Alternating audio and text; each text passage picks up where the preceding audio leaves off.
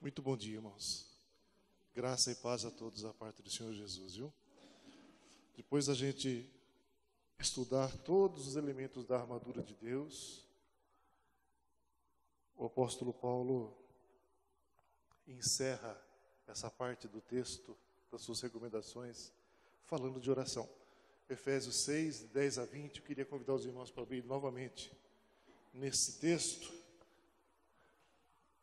Pedrão, se puder apagar aqui, ó, ajuda a gente a enxergar os slides. Aí, já melhorou.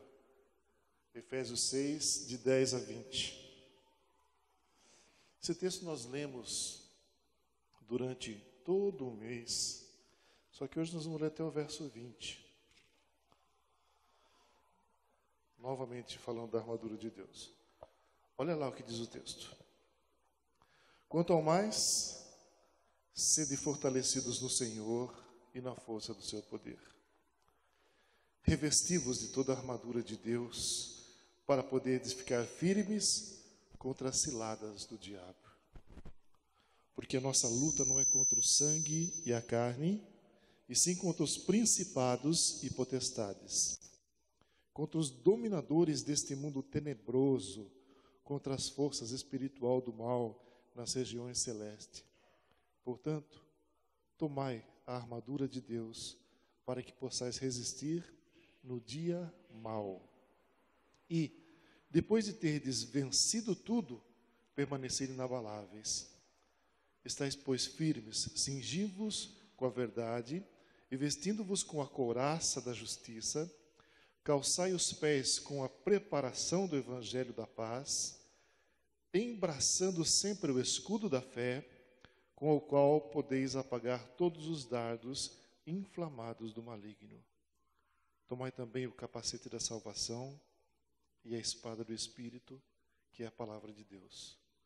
Com toda a oração e súplica, orando em todo o tempo no Espírito, e para isso, vigiai, com toda perseverança e súplica por todos os santos, e também por mim, para que me seja dada no abrir da minha boca a palavra, para que com intrepidez fazer conhecido o mistério do Evangelho, pelo qual sou embaixador em cadeias, para que em Cristo eu seja ousado para falar, como sempre, como me cumpre sempre fazê-lo.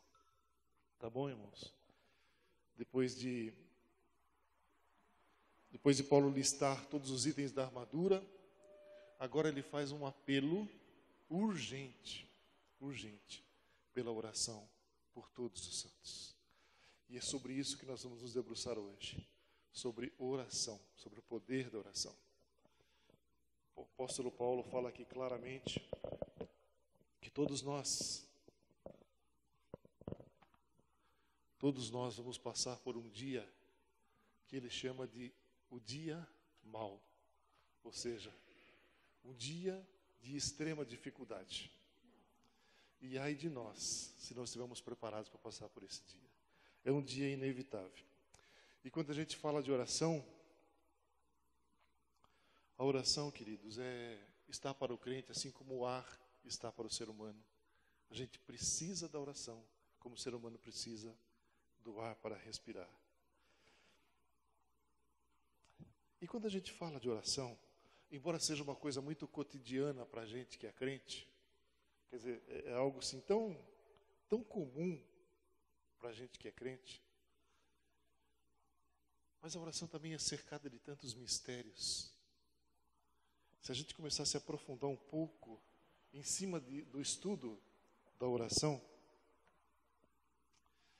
a gente vai nos deparar com algumas coisas assim tremendas. Eu separei esse texto aqui para a gente começar o nosso bate-papo. Um dia Jesus estava caminhando, cercado por uma multidão e por discípulos, e havia um cego na beira do caminho que ouve o tropé daquele povo todo passando e insiste em falar com Jesus. Depois de muita insistência, ele consegue chegar aos pés de Jesus, e a hora que ele está diante de Jesus, o que Jesus pergunta para ele assim, ó: o que você quer que eu faça? O cego gritou desesperadamente por ele. Evidentemente, a resposta me parece um pouco lógica e evidente. E Jesus pergunta para ele: o que você quer que eu faça? Será que Jesus não sabia o que um cego queria? O cego responde: Senhor, que eu veja. E Jesus lhe disse: então, vê. Vejam, irmãos.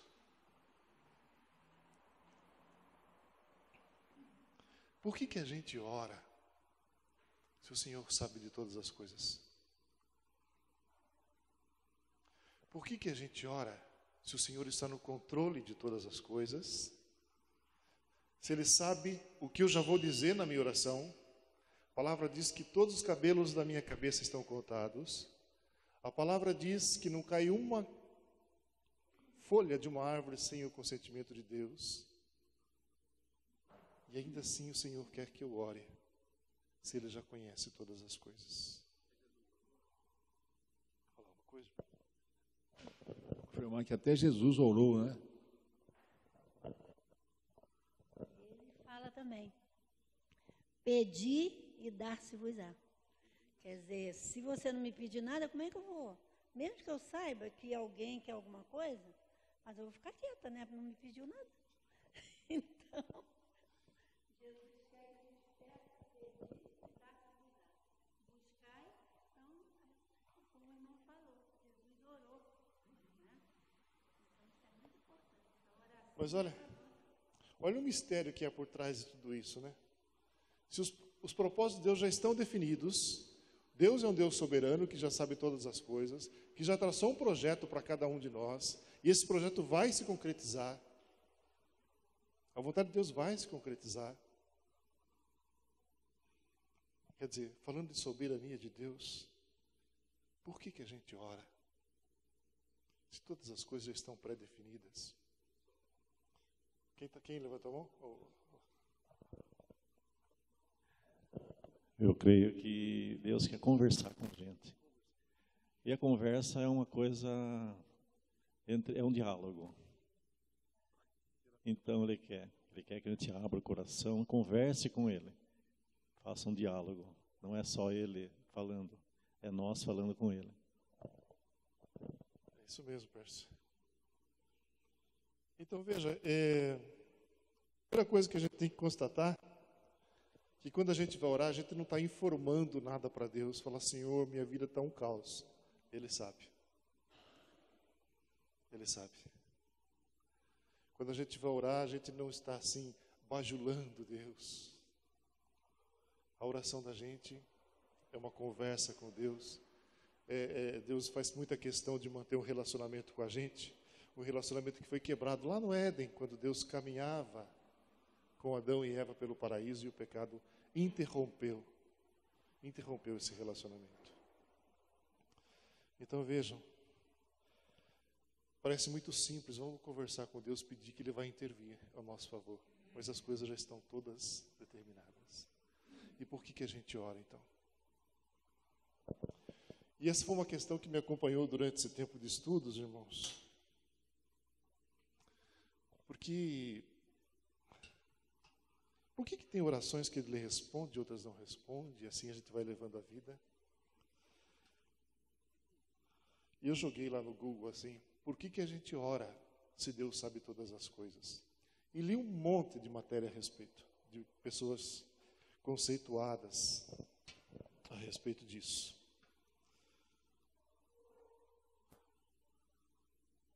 Eu cheguei num texto, numa pregação, de um pastor presbiteriano chamado Augusto Nicodemos.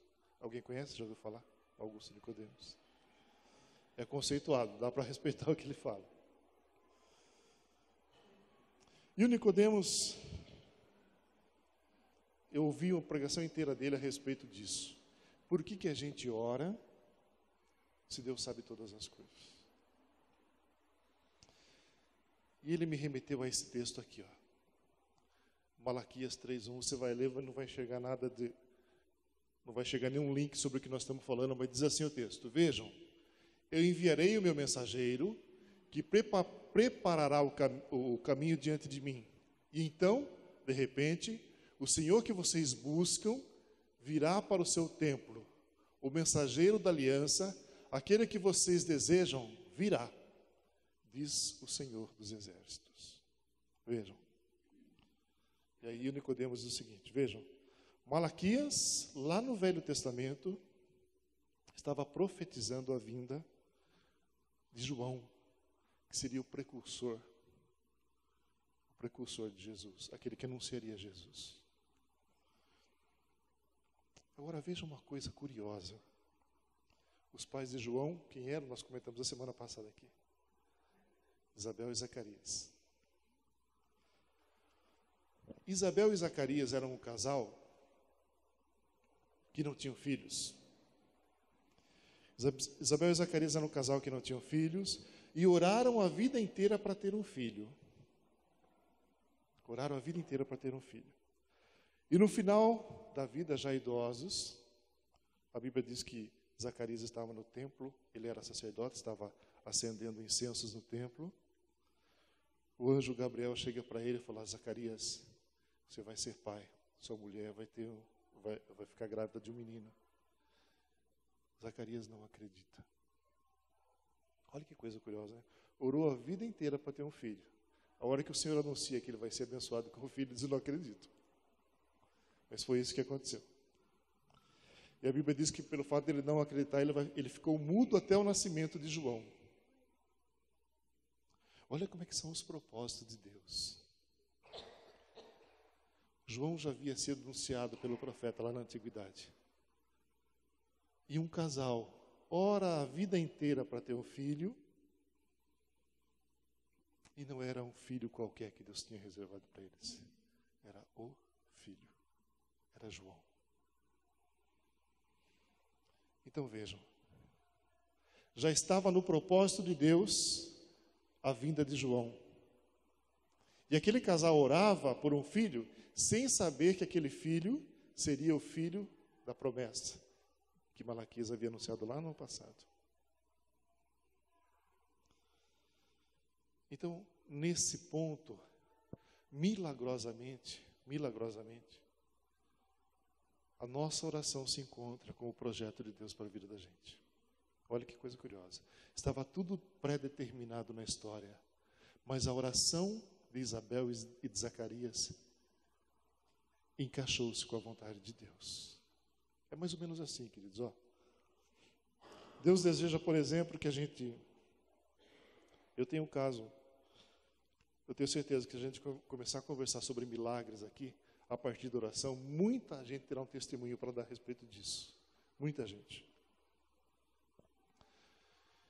E na minha vida aconteceu um milagre a partir da oração. Como eu já contei a história da geração do meu filho aqui, acho que todos já conhecem. Não precisa contar de novo ou precisa? Todos já conhecem? Eu já testemunhei isso muitas vezes. Como tem gente que não conhece, mas não quis levantar a mão, eu vou contar esse testemunho que é absolutamente pessoal e verdadeiro. É assim, ó. Arlete e eu, minha esposa, nós casamos já maduros. Nós tínhamos já 30 anos de idade quando nos casamos. E depois que nos casamos, a gente pensou o seguinte: nos primeiros anos do nosso casamento, vamos aí curtir a vida, vamos viajar um pouco, né? Coisa que a gente nunca fez quando era solteiro. Depois a gente pensa em filho. E passamos uns 3 anos do nosso casamento vivendo um para o outro, só curtindo a vida. E a hora que a gente decidiu, agora vamos ter um filho, ele não vinha. Ele não vinha. E passaram-se 1, 2 anos, aquela angústia aumentando. Cadê o nosso filho? Ele não vinha. Nós começamos a orar. Falar: Senhor, a gente quer ter um filho. Orando. Fizemos uma bateria de exames. Eu fiz todos os exames que me cabiam e comigo não havia nada de errado. Mas a hora que a Arlete fez o exame dela, constatou-se um problema no seu sistema de reprodução. Ela tinha um bloqueio numa das trompas, de modo que o espermatozoide nunca atingiria o óvulo. Não teria condições, ele era bloqueado. E o diagnóstico do médico era esse: você não vai conseguir ser mãe. Porque há um bloqueio, o espermatozoide nunca vai chegar no óvulo. Era a palavra do médico. E nós continuávamos orando. Um dia, lembro-me bem como se fosse hoje. Era novembro. A Arlete saiu da nossa casa para pegar pão numa mercearia que tem do lado da nossa casa ali. E o senhor da padaria, o Sérgio, ele é um homem muito crente, da congregação do Brasil, mas um homem muito de Deus. E a hora que a Arlete está entrando assim pela mercearia para pegar pão, ele olha para a Arlete chega no balcão e ele diz assim: Arlete, ainda este ano, era novembro, ainda este ano Deus vai satisfazer uma vontade do teu coração. Aí a Arlete volta para casa e fala para mim: Dilson, sabe o que o Sérgio me falou? Falou que ainda este ano Deus vai satisfazer uma vontade no meu coração. Será que ele está falando do nosso filho? Eu não sei, mas vamos continuar orando. Aí no mesmo dia, a mãe de Arlete vai ao culto e volta dizendo assim: Arlete, Deus me falou que você vai ser mãe de um varão. A palavra me falou a respeito de Samuel e de Ana. E eu senti claramente no meu coração que a palavra era para você. Irmãos, isso foi em novembro. Em dezembro, a menstruação dela atrasou. A menstruação dela atrasou, mas já havia atrasado muitas outras vezes. E ela procurou a irmã dela, que é médica, foi fazer uma série de exames. E pasmem, já havia sinais de uma vida dentro da Arlete. Em dezembro daquele ano. Insatisfeitos e incrédulos, nós procuramos o médico dela. Doutor, o senhor pode confirmar uma coisa aqui para nós? Aconteceu isso. O médico faz lá seus exames e confirma: tem uma vida aqui dentro. Mas como, doutor? Foi o senhor mesmo que disse que eu nunca poderia ser mãe porque havia um bloqueio na minha trompa. Ele disse: eu não sei o que aconteceu, mas você vai ser mãe. Se havia um bloqueio, não existe mais. Tudo a partir da oração. Depois de Lambuja, Deus mandou mais um filho para a gente, né? O Gabriel não se chama Gabriel porque nós gostamos do nome. Gabriel significa o enviado de Deus. E nós temos essa convicção. O Gabriel, presente de Deus para a nossa vida. Eu não tenho a menor dúvida disso. Então veja, eu tenho certeza que estava no coração do Senhor, desde o início da minha história e da vida da Arlete, que nós teríamos um filho e se chamaria Gabriel. Mas nós precisamos orar para que isso acontecesse. Precisamos orar para que isso acontecesse. É assim, irmãos, o que o Nicodemos diz é o seguinte: João viria de qualquer jeito porque esse era o projeto de Deus. Mas a oração de Isabel e de Zacarias fez unir-se milagrosamente e de uma forma tremenda a vontade de Deus e a vontade daquele casal. Por isso que nós oramos. A gente não entende qual é os propósitos de Deus, mas a gente aceita que Ele se realize em nossa vida através da nossa oração. Que Ele sabe de todas as coisas, eu não tenho dúvida. Que o projeto dele para cada um de nós já está traçado, eu não tenho dúvidas. Mas se a gente não orar, o projeto dele vai se realizar em outra pessoa. O projeto dele vai se concretizar, mas talvez não seja através de você. Quando a gente ora pela nossa igreja, será que não é plano do Senhor que a gente seja uma igreja ativa, uma igreja vibrante, uma igreja que atinja pessoas? E tenho certeza que sim. Mas se a gente não buscar, talvez a gente nunca veja concretizado através da nossa igreja esse projeto de Deus. Irmão Edilson, porque Deus tem o seu propósito, né? Os irmãos oravam, a ansiedade era muita. Só que Deus talvez, eu acho, né, estava olhando, espere, não é agora. Porque, segundo a palavra, temos que respeitar, que a gente não faz, a vontade de Deus. Às vezes quer a nossa vontade, né? E pela ansiedade dos irmãos, os irmãos queriam já, né? E Deus estava dizendo, fica quietinho que eu vou te atender, mas não é agora. Nós vamos falar um pouquinho disso daqui a pouco, viu, irmãzinha? Então foi essa a explicação que eu achei, e eu achei curiosa e interessante, irmãos.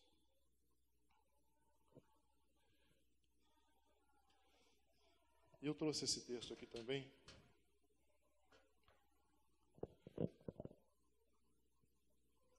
Eu fico imaginando o seguinte, se você tivesse, como os discípulos tiveram, a oportunidade de andar com Jesus e de testemunhar todos os milagres que Jesus realizou,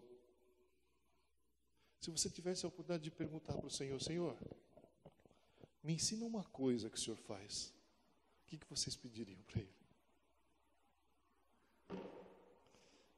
Talvez alguém dissesse assim, Senhor, me ensina a ressuscitar pessoas, né? Como dói a separação de pessoas. Então me ensine a ressuscitar, para que eu nunca mais veja uma mãe chorando a separação de seu filho. Ou talvez você que anda pela cidade e vê pessoas pedindo comida, diria o seguinte, Senhor, me ajuda a me ensinar a multiplicar os pães, porque me dói demais ver gente pedindo pão pela rua.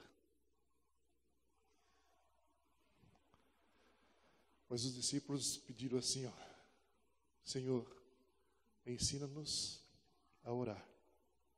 A orar.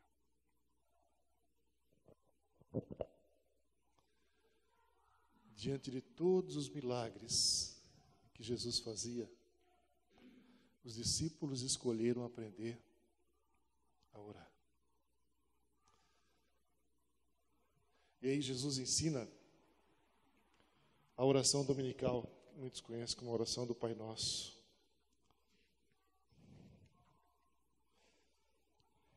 E ele começa assim, quando você orar, digam, Pai Nosso, Pai Nosso.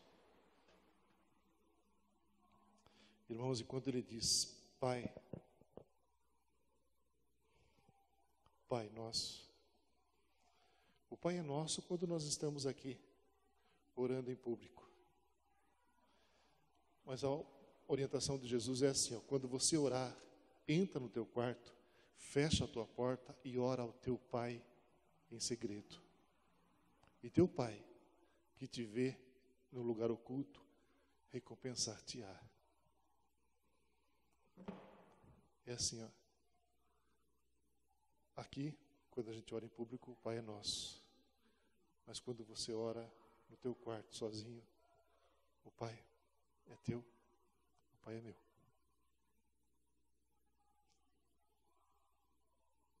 E como é que a gente conversa com o Pai?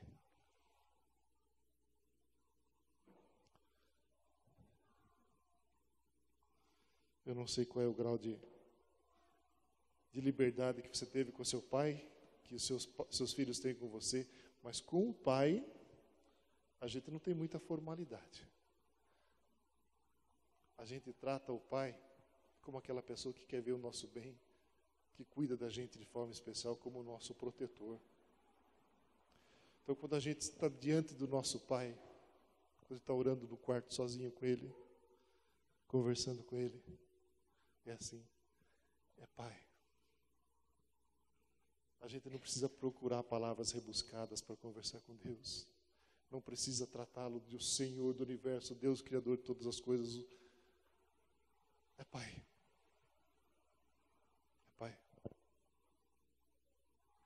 Só você e o seu Deus, numa conversa de filho para pai. É assim que o Senhor nos ensinou a orar. Eu quase que, em vez de trazer esse estudo que eu estou trazendo hoje, quase que eu peguei a oração do Pai Nosso, falei, vamos destrinchar essa oração aqui durante a aula. Mas não daria tempo, é muita coisa para a gente falar. Então eu pensei que talvez um dia a gente tenha uma aula especial só para falar da oração do Pai Nosso. Porque quando Jesus ensinou a orar, Ele o fez seguindo a oração dominical, né? A oração do Pai Nosso. Não. A gente tem um certo preconceito, né, com a oração do Pai Nosso, por causa da nossa tradição católica, né, que se repete. Não tem nada a ver, é bíblico, né? Claro. Então, talvez a gente encaixe um dia um estudo só sobre isso. A oração do Pai Nosso, ela é completa. Ela é uma oração completa. Se a gente for... Já escutei um estudo sobre o Pai Nosso. Muito bom. Muito bom. Sabe, o Martins não me disse uma aula para nós nesse sentido, né, Martins?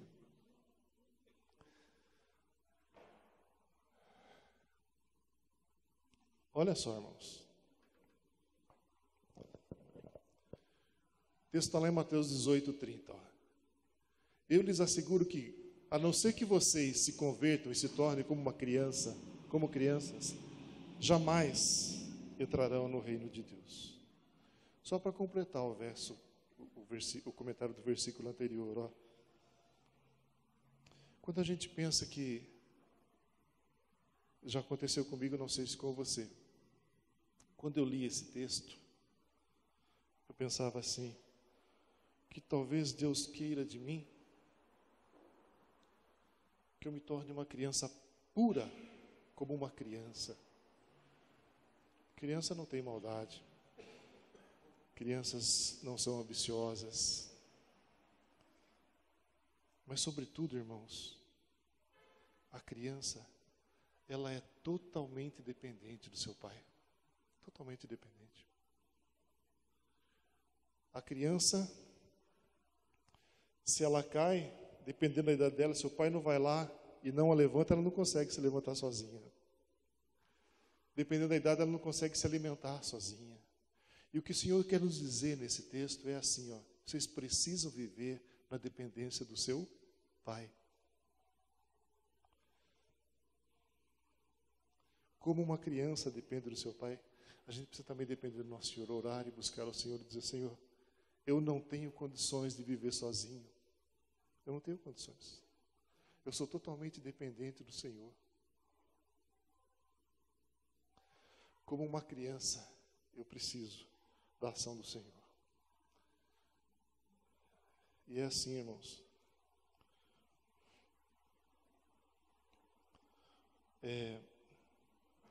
Será que Deus está, quando a gente ora, tem algum campo da nossa vida pelo qual o Senhor não está interessado? Sei lá, a gente está precisando arrumar um namorado. E o Senhor precisa de um namorado. Será que esse é um setor da vida da gente com o qual Deus se preocupa? A Bíblia nos adverte a nos colocar todas as nossas ansiedades diante do Senhor. Todas. Quer dizer, quando você pensa assim que talvez o seu problema seja pequeno demais para ser colocado diante de Deus, irmão, saiba, Deus se preocupa com você e comigo na nossa totalidade. Todos os setores da nossa vida são importantes para Deus. Nosso setor financeiro, a nossa vida espiritual, o nosso trabalho, a nossa esposa, os nossos filhos, tudo que é importante para nós é importante para Deus. Não tem nada na sua vida que não interesse ao seu Deus. Não tem nada na sua vida que não interesse ao seu Deus. Tudo. Tudo. Todas as suas ansiedades você colocar diante do Senhor. A tua vida sexual, inclusive, a tua vida no seu casamento, seu relacionamento com seus amigos, tudo. Então, quando você se coloca diante do seu Pai, todos os setores da sua vida você derrame diante do seu Deus, viu? Como um filho coloca diante do seu pai.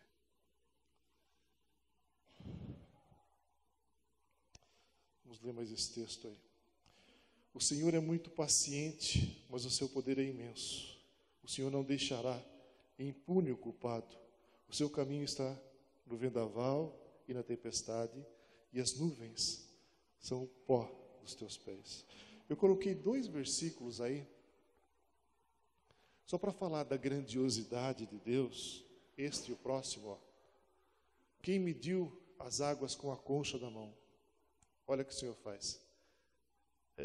Metaforicamente e poeticamente, Isaías está dizendo que o Senhor é tão grande que Ele consegue pegar o mar na concha da sua mão.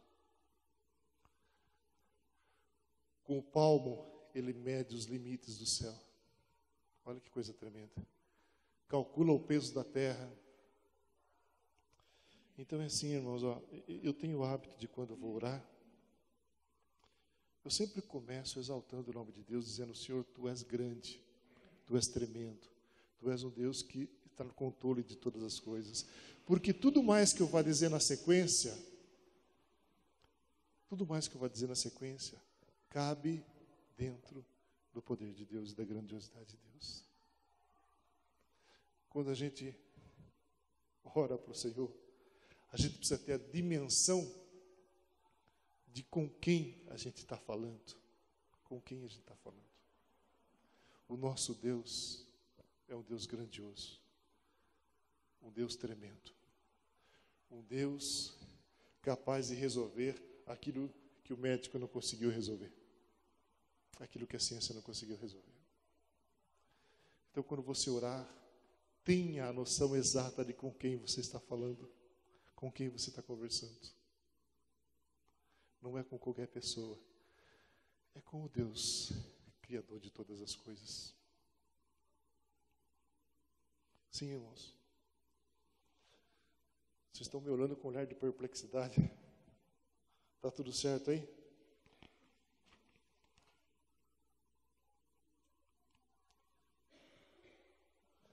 Mais um verso lá da oração dominical.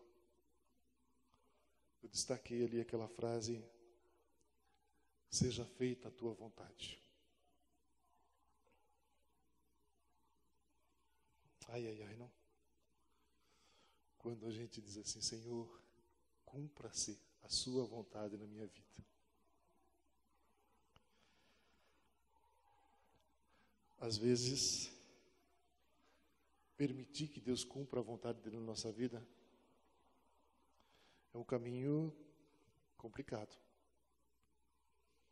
Maria, por exemplo, quando recebeu lá a visita do anjo, que disse: olha, você vai ser a bem-aventurada, do teu ventre nascerá um menino Jesus, o Salvador.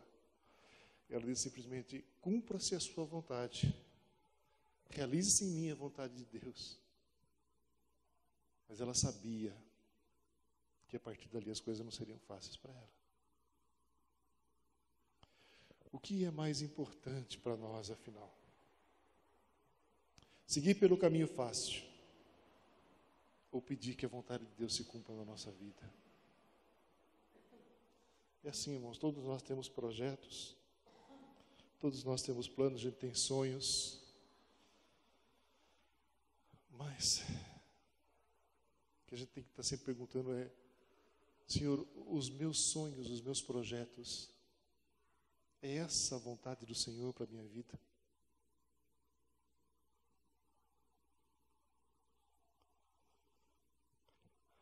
A gente traça os nossos planos e coloca diante do Senhor e falou: Senhor, está aqui, ó, carimbe aí, confirmado.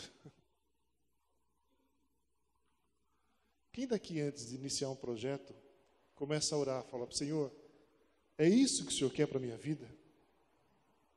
É isso que o Senhor quer que eu realize?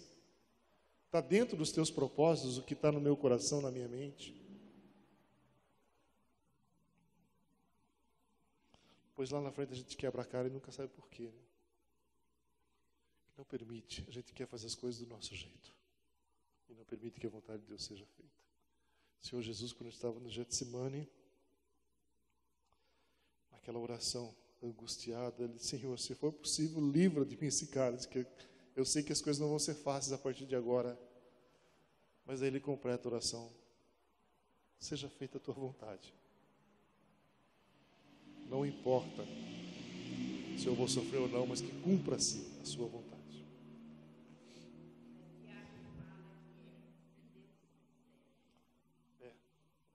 Olha, se Deus permitir, farei aquilo. Eu peguei esse texto aqui de Paulo, ele escrevendo ao Coríntios, olha que coisa que ele fala aqui, ó. Olha, pouco me importa ser julgado por vocês ou por qualquer tribunal humano. De fato, nem eu julgo a mim mesmo, embora em nada minha consciência me acuse. Nem por isso justifico a mim mesmo. O Senhor é quem me julga. Olha o que Paulo está dizendo, ó. Gente, o que vocês estão falando a meu respeito não me interessa. O que os tribunais dizem a meu respeito não interessa. E, aliás, o que eu penso a meu respeito não me interessa. A minha preocupação é agradar ao Senhor.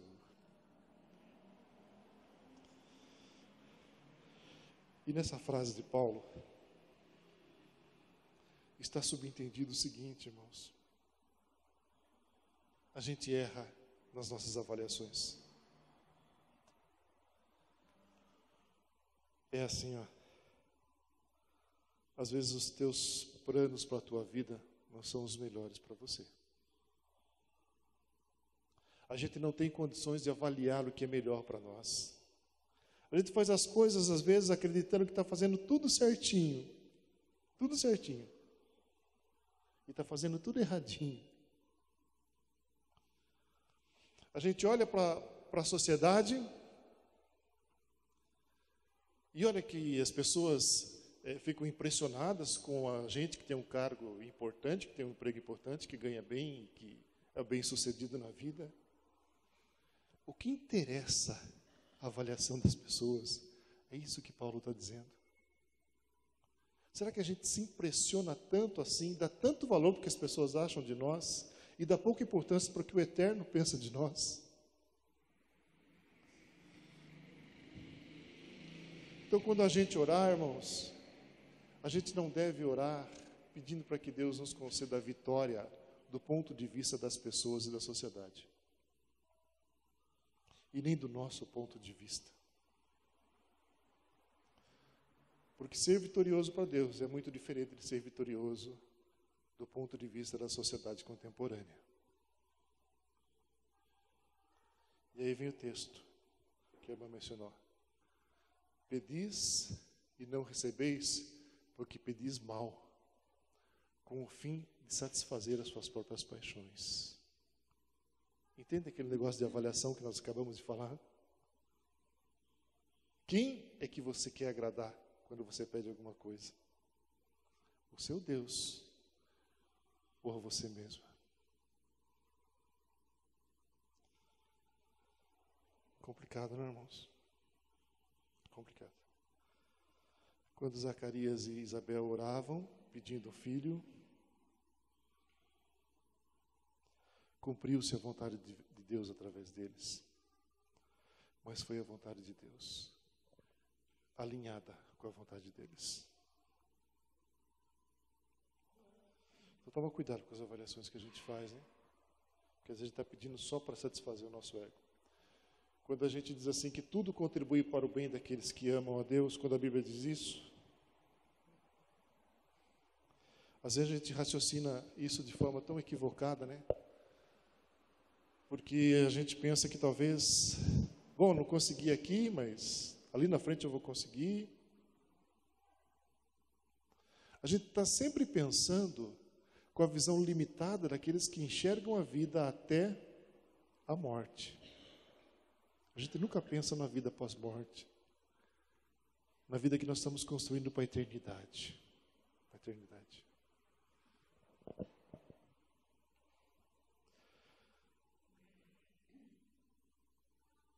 Os meus pensamentos, olha o que diz o Senhor,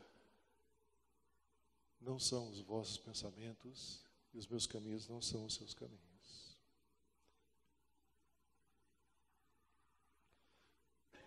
E Paulo, aos Romanos, diz que a vontade de Deus é aquela que é agradável e perfeita e boa para a nossa vida. Então, irmão, quando você orar, quando você se colocar diante do seu Deus, Senhor, o meu coração é nesse sentido, eu queria que se realizasse isso, mas, sobretudo, seja feita a tua vontade, porque a tua vontade que é boa, agradável e perfeita para a minha vida, não sou eu. Eu não tenho condição de avaliar nada. Não tenho condição de avaliar nada. Olha lá, a vontade do Senhor permanece eternamente. A vontade de Deus permanece para sempre. A nossa vontade só vai até a linha da vida da gente. Mas aquilo que Deus realiza em nós, se é da parte de Deus para nós, é eterno. É eterno. Sim, irmãos.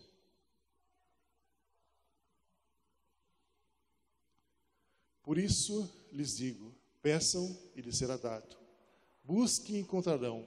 Batam e a porta lhes será aberta. Pois todo o que pede recebe, e o que busca encontra.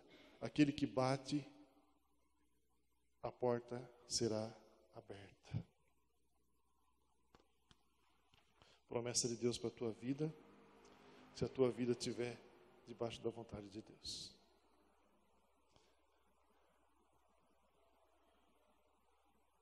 Olha só, eu queria encerrar, já são 10 horas, falando um pouco desse cara aqui, ó, de Elias. Não dá para ler direito lá, né?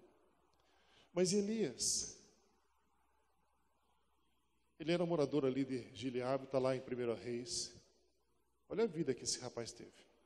Ele predisse a morte do rei Acabe e uma grande seca. Escondeu-se junto à torrente de Querite e foi milagrosamente sustentado por corvos. Ressuscitou o filho de uma viúva. Enfrentou os profetas de Abaal. Repreendeu Acabe. Mandou que descesse fogo do céu para consumir os soldados do rei Acabe, dividiu as águas do Jordão, subiu aos céus num carro de fogo e ainda apareceu a Jesus na transfiguração que está lá registrada em Mateus 17:3. Esse é o profeta Elias. E aí a gente vai lá em Tiago e o que ele fala? Elias era humano como nós, como eu e como você. Ele orou fervorosamente para que não chovesse, e não choveu sobre a terra durante 3 anos e meio. Orou outra vez, os céus enviaram chuva e a terra produziu os seus frutos. Irmãos, com essa palavra aqui vai uma advertência. Olha só. Elias era um homem humano como nós, diz a palavra. Então veja bem, ele era humano como nós, e aqui vai todo o limite daquilo que significa ser humano. Ele orava e as coisas aconteciam. Se ele era humano como nós e realizava todas aquelas coisas que nós narramos, para dizer o seguinte, ó, o poder não está em nós. E o poder não está nas pessoas. Quando a gente vai orar, é assim, você se coloca diante do Senhor, dentro dos seus limites de ser humano, mas com a convicção de que está conversando com o Deus que realiza. E principalmente, irmãos, ó, a tua oração tem poder e você não precisa pedir para ninguém. Ah, estou com um problema lá em casa, vou chamar o pastor X ou Y, porque aquele tem uma oração poderosa. A sua oração, o seu Deus, para quem você ora, tem poder. Não a oração das pessoas, não o ser humano que está orando. Não está em nós o poder. Ó. Elias era um homem humano, como nós. Se ele realizava todas as coisas, é pelo poder de Deus.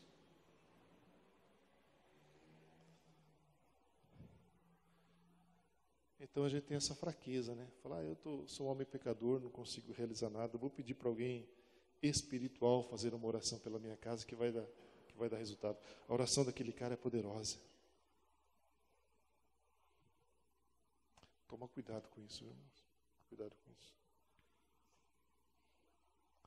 Tem muita gente se aproveitando das nossas fraquezas. O poder não está em quem ora, o poder está no nome de Jesus. Viu? Por fim, está muito difícil de ler ali, né? Mas esse caso é absolutamente espetacular e fantástico. Olha o que aconteceu aqui, ó. Naqueles dias, está lá registrado em Isaías 38, tá bom? De 1 a 5. Naqueles dias, Ezequias adoeceu de uma enfermidade mortal. E veio o profeta Isaías e disse-lhe: assim diz o Senhor, põe em ordem a tua casa, porque você vai morrer, não viverás. Aqui começa o milagre. Olha o que Ezequias fez. Ezequias virou o seu rosto para a parede e orou ao Senhor e disse: ah, Senhor, peço-te, lembra-te agora de que andes diante de mim, de que andei diante de ti em verdade, com o coração perfeito, e fiz o que era reto aos teus olhos. E chorou Ezequias muitíssimo. Então veio a palavra de Deus a Isaías, dizendo: vai e diz a Ezequias: assim diz o Senhor, o Deus de Davi, o teu pai, ouvi a tua oração, vi as tuas lágrimas, e eis que acrescentarei aos seus dias 15 anos. Olha que coisa tremenda. O poder da oração. Um homem que tinha o diagnóstico de que ia morrer, estava doente.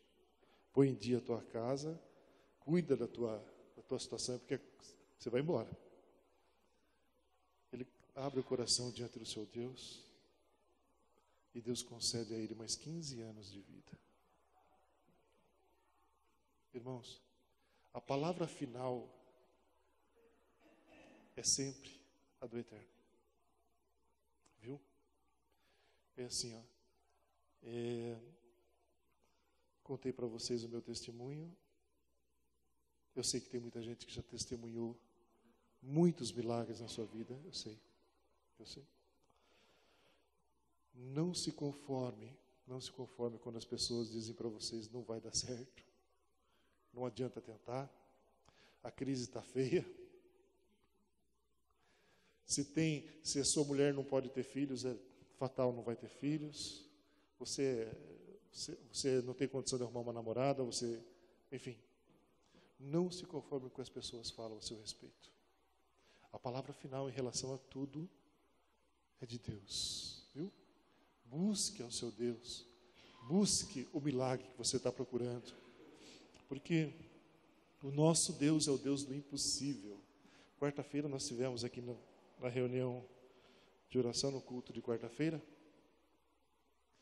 e nós falávamos sobre a pesca maravilhosa, daqueles discípulos que depois de ter pescado a noite toda não pegaram nada, e aí o Senhor diz para eles: ó, lancem as redes. Eles lançam as redes diante daquela situação de absolutamente de falta de circunstâncias positivas. Eles lançam a rede e conseguem pegar o peixe. É assim, ó. As circunstâncias para Deus não são suficientes para impedir o seu poder. Viu? As coisas podemos estar vivendo momentos de crise, a sociedade pode não estar bem. Você olha para as circunstâncias e elas não são convidativas. Mas sob a palavra de Deus, pode lançar as redes. Se há um propósito de Deus para a tua vida, lance as redes que você vai vencer apesar das circunstâncias, viu? A última palavra na sua vida, ela vem do Eterno.